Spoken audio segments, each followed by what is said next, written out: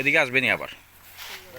রাঙ্গামাটির হাপ্তা রেঞ্জর হাপ্তা জাতীয় উদ্যানত সংরক্ষিত বনত প্রাকৃতিক পরিবেশ ও বার্মিজ অজগরা মুক্ত করা হয়। আর আপরোজন আছিল 9 কেজি এবং ইবা আছিল 11 ফুট লম্বা।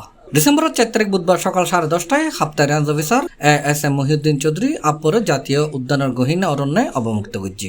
এই সময় বন বিভাগের কর্মী এবং গণমাধ্যম কর্মীও লেডে উপস্থিত আছিল।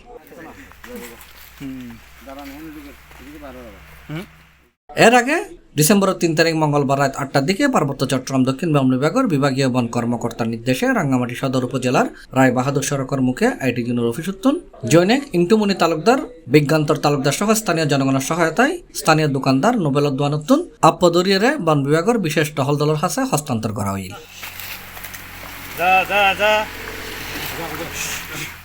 C plus Chittagong.